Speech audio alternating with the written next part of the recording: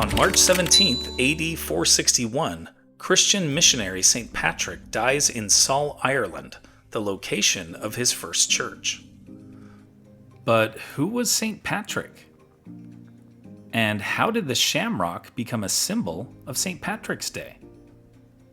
Also, besides Ireland, which other land celebrates St. Patrick's Day as a national holiday?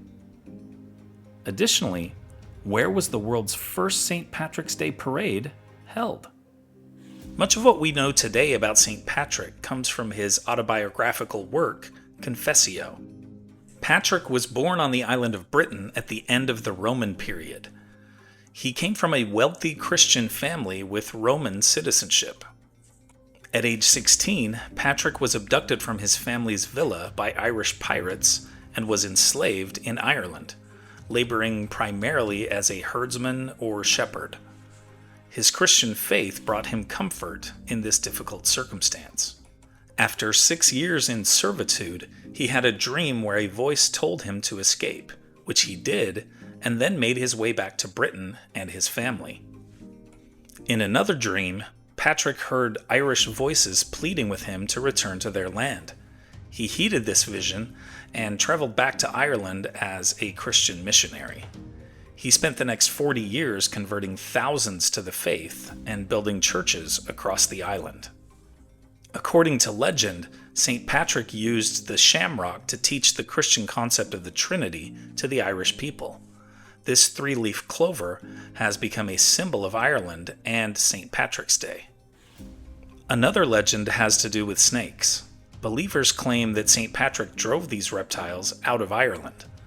In fact, you will often see him trampling serpents in art. Patrick is believed to have lived into his 70s. He died in Sall, County Down, the site of his first church. Following his death, the legend of St. Patrick grew. Accounts from the 7th century onward describe his many miracles. Though venerated as St. Patrick, he has never been officially canonized as a saint by the Catholic Church, in part because the formal canonization process did not begin until the 10th century. Claims that St. Patrick was the first to bring Christianity to Ireland are likely an exaggeration, but St. Patrick certainly was a highly successful missionary who was instrumental in the church's growth on the island. Ireland is one of 2 lands that today celebrate St. Patrick's Day as a national holiday. The other is the tiny island of Montserrat, a British overseas territory in the Caribbean. This veneration of St. Patrick's Day comes because of Montserrat's unique heritage. Many of the Europeans who settled on the island in 1632 were Irish Catholics who came as indentured servants. Enslaved Africans were also brought to the island. The customs and traditions of the 2 groups blended. The island has villages with names like Cork Hill and St. Patrick's, and many islanders have Irish surnames. Montserrat is fondly called the Emerald Isle of the Caribbean. St. Patrick's Day became a national holiday in Montserrat in 1985, but not to celebrate St. Patrick. Instead, it honors the island's 1768 attempted St. Patrick's Day slave revolt. Enslaved Africans planned the event on the holiday because they hoped their enslavers would be drunk and distracted, giving them a better chance to succeed.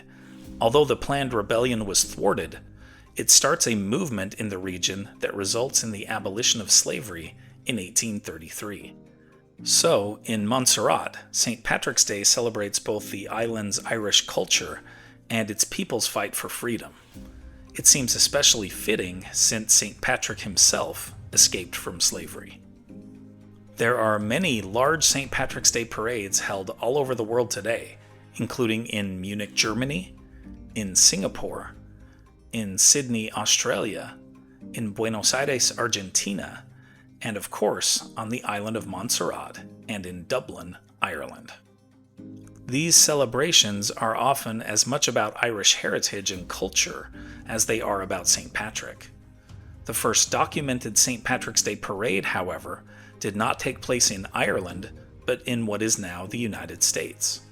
In 1601, an Irish vicar named Ricardo Artur organized the event in St. Augustine, in the then Spanish colony of Florida. The first St. Patrick's Day parade in Boston occurred in 1737, organized by homesick Irishmen in the British Army. Chicago's first parade was in 1843. The city first dyed its river green in 1962, a tradition which carries on to this day. But the largest St. Patrick's Day parade in the world today is found in New York City. It held its first parade in 1762, 14 years before America declared independence. Today, 150,000 participants march 35 blocks up Manhattan's Fifth Avenue in front of 2 million spectators. Naturally, the parade passes by the city's famed St. Patrick's Cathedral.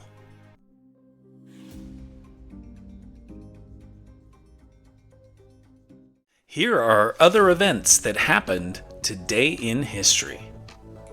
In 1776, British forces are forced to evacuate Boston after Washington's successful siege of the city. In 1804, Jim Bridger, the first white man to see Yellowstone and the Great Salt Lake, is born in Richmond, Virginia. In 1905, future President Franklin Roosevelt marries his fifth cousin, Eleanor, in New York City. In 1958, American singer Johnny Mathis releases the first ever greatest hits album, starting a trend. In 1969, 70-year-old Golda Meir becomes Israel's first and only female prime minister. In 2020, the first human trial of a COVID-19 vaccine begins at a research facility in Seattle, Washington. In 2023, Taylor Swift kicks off her record-breaking Eras Tour at State Farm Stadium in Glendale, Arizona.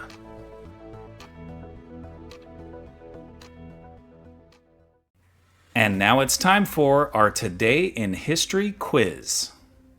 Which of U.S. President Franklin Roosevelt's executive orders relocated Japanese Americans on the West Coast to internment camps? 6102, 7034, 8807, or 9066? Liked learning about St. Patrick? Then you'll love this one about another saint with a popular holiday, St. Valentine. Tap the screen to keep the story going on Today in History.